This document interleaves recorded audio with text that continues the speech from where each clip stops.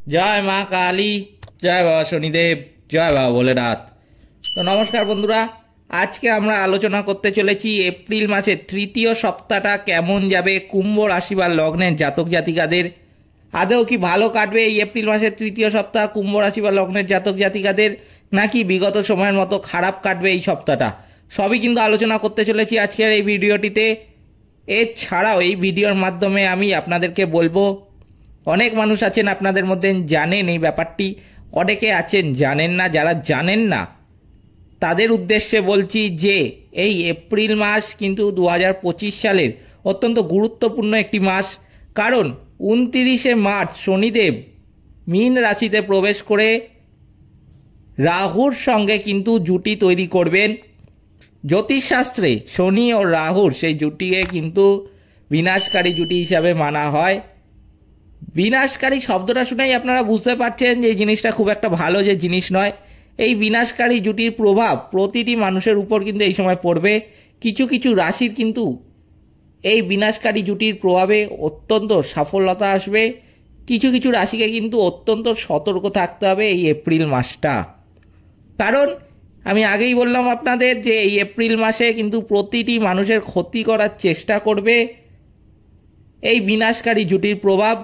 তবে ঘাবড়ানোর কিছু নেই। আমি এই বিনাশকারী জুটির প্রভাবের হাতে বাঁচার জন্য আপনাদের উদ্দেশ্যে কিন্তু কিছু টোটকা বলে দেবো। সেই টোটকাগুলো যদি আপনারা মানেন এই এপ্রিল মাসে বিশেষ করে, তাহলে কিন্তু আপনাদের এই বিনাশকারী জুটির প্রভাব স্পর্শ করতে পারবে না। এই বিনাশকারী জুটির প্রভাবের হাত থেকে বাঁচার জন্য যে টোটকাগুলো আমি এই ভিডিওর মাধ্যমে আপনাদের বলবো, সেই টোটকাগুলো মানার উপযুক্ত সময়ও আমি আপনাদের বলে দিচ্ছি।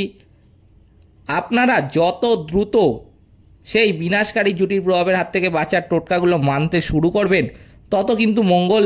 অর্থাৎ এপ্রিল মাসে তো আপনাদের এই টোটকাগুলো মানতেই হবে। যদি আপনারা মার্চ মাসের শেষের দিকে কিংবা মার্চ মাসের মধ্যবর্তী সময় থেকেও এই বিনাশকারী জুটির প্রভাবের হাত থেকে বাঁচার টোটকাগুলো মানতে শুরু করে দেন, তাহলে কিন্তু আপনারা অত্যন্ত সুফল পাবেন এবং এই পিশাচযোগ কিন্তু আপনাদের স্পর্শ করতে পারবে না। এই পিশাচযোগ যেহেতু আমি আগেই বললাম যে এই সময় 12টি রাশি যে রাশিচক্রে আছে, প্রতিটি মানুষের উপর কিন্তু এর প্রভাব এসে পড়বে। তাই জন্য এই পিশাচযোগ থেকে বাঁচার যে টোটকাগুলো আমি এই ভিডিওর মাধ্যমে আপনাদের বলবো, সেইগুলো যে শুধুমাত্র কুম্ভ রাশি বা লগ্নের জাতক জাতিকারাই মানতে পারে এমন কিন্তু কোনো ব্যাপার নেই।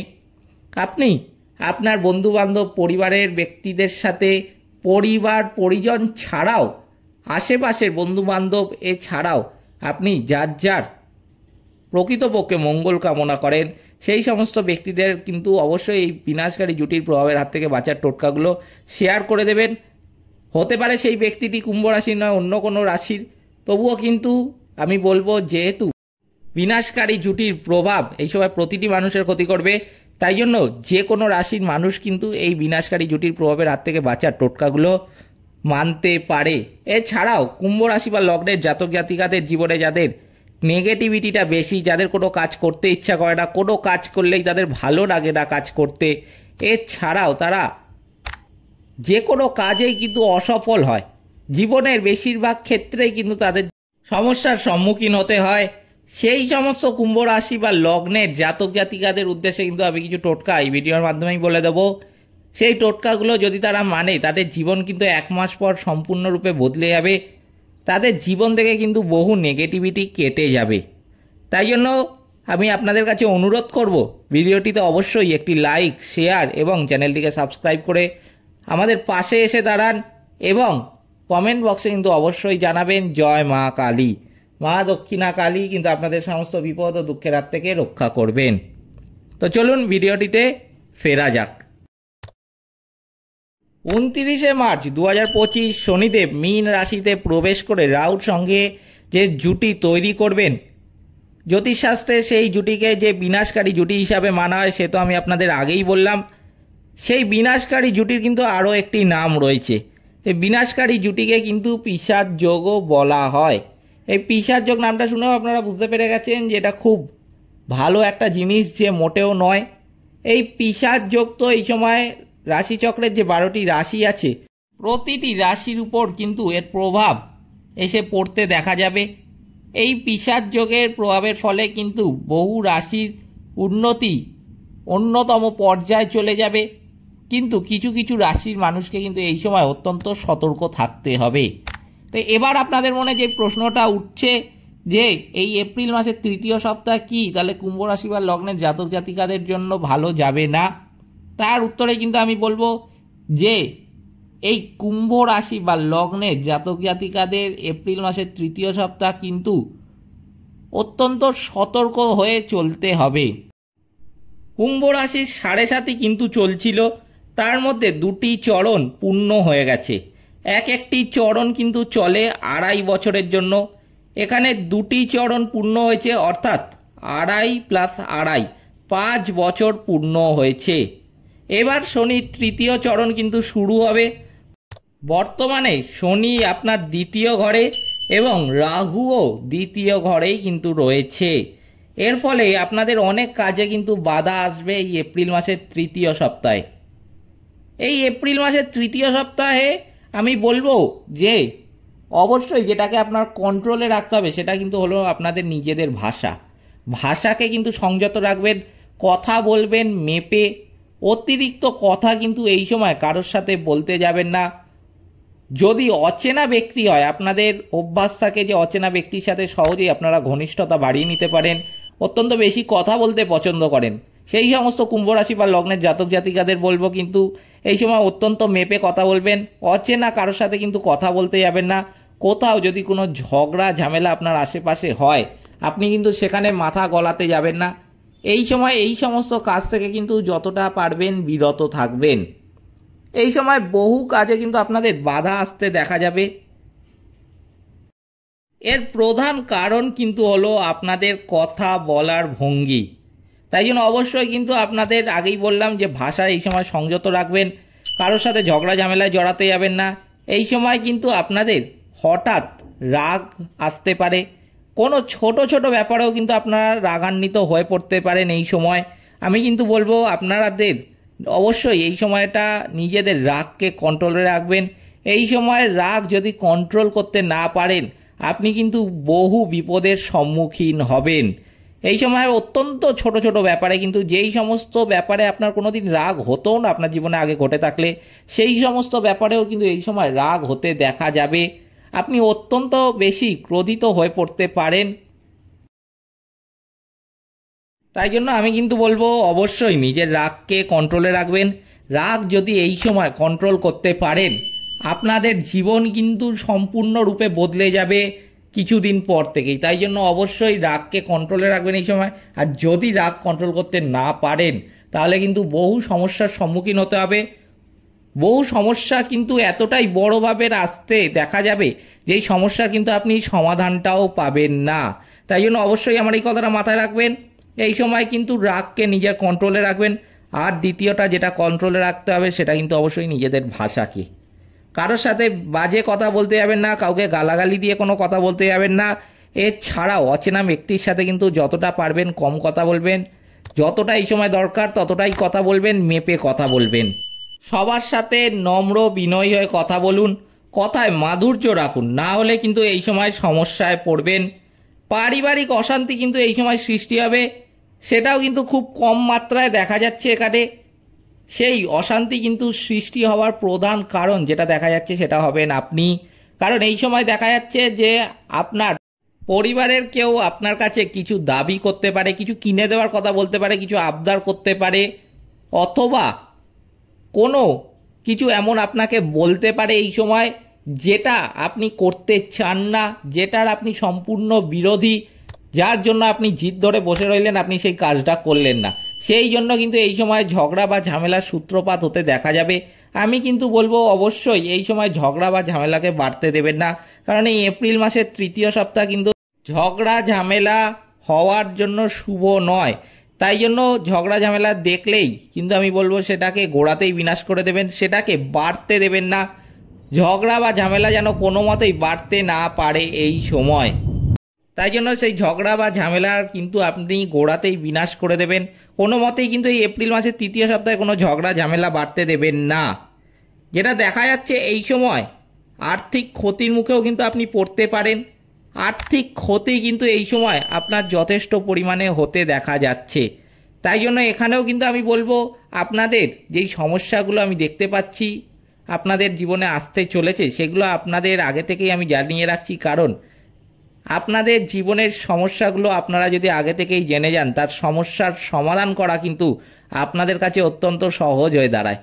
তাই জন্য অবশ্যই কিন্তু এই কথাটা আমার মাথায় রাখবেন। এই সময় আর্থিক ক্ষতির হাত থেকে বাঁচার জন্য কিন্তু যথেষ্ট হিসেবই হয়ে আপনি যদি জীবনে হিসাব করে নাও চলেন, আমি বলবো যে এই এপ্রিল মাসের তৃতীয় সপ্তাহটা বিশেষ করে হিসাব করে চলতে শিখুন।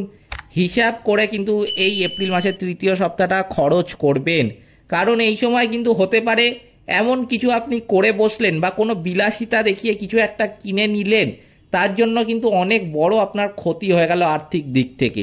আমি বলবো তাই জন্য এই সময় যথেষ্ট কিন্তু এইসব দিক থেকে নিজেদের সচেতন রাখবেন। এই সময় শনি তৃতীয় দৃষ্টি দিয়ে চতুর্থ ঘরকে কিন্তু দেখছে, যার ফলে মান সম্মান কিন্তু আপনাদের বাড়বে এই সময়টাতে। অফিসে কিন্তু আপনাদের এই সময় প্রমোশন হওয়ার যোগও কিন্তু লক্ষ্য করা যাচ্ছে। এছাড়াও কিন্তু প্রমোশনের সাথে আমি বলবো যে স্যালারি ইনক্রিমেন্টও কিন্তু হওয়ার যোগ একটা লক্ষ্য করা যাচ্ছে। এই সময় ব্যবসার জন্য কিন্তু অত্যন্ত শুভ একটা সময়।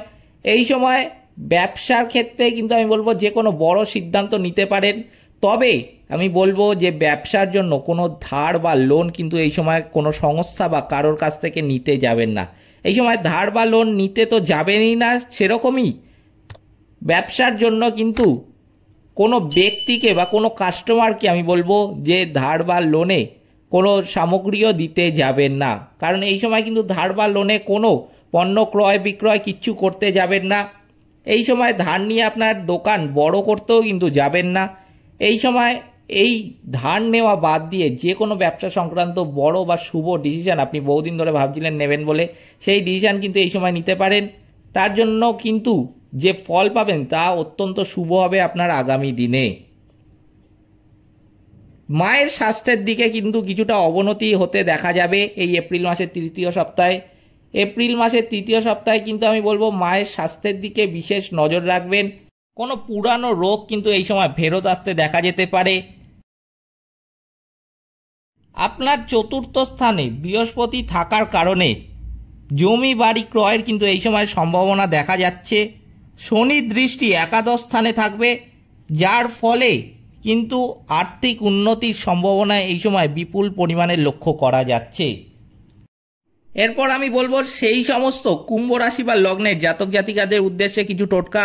যেই সমস্ত কুম্ভ রাশি বা লগ্নের জাতক জাতিকাদের জীবনে সমস্যার পরিমাণটা বেশি, সমস্যা তাদেরকে ছেড়ে যেতে চায় না, শারীরিক মানসিক আর্থিক বৈবাহিক বিভিন্ন দিক থেকে কিন্তু সমস্যা তাদের জীবনে লেগে থাকে। তাদের জীবনে কিন্তু কোনো নির্দিষ্ট সময় নেই যে এই মাস থেকে এই মাস পর্যন্ত খারাপ গেছে কিংবা এই বছর থেকে এই বছর পর্যন্ত খারাপ গেছে। তাদের জীবনে কিন্তু অধিকাংশ সময় খারাপ যায়, বেশিরভাগ সময় কিন্তু তাদের জীবনে সমস্যার সম্মুখীন হতে হয়। সেই সমস্ত কুম্ভ রাশি বা লগ্নের জাতক জাতিকাদের উদ্দেশ্যে আমি কিছু টোটকা বলে দিচ্ছি সেই নেগেটিভিটিগুলো কাটানোর জন্য।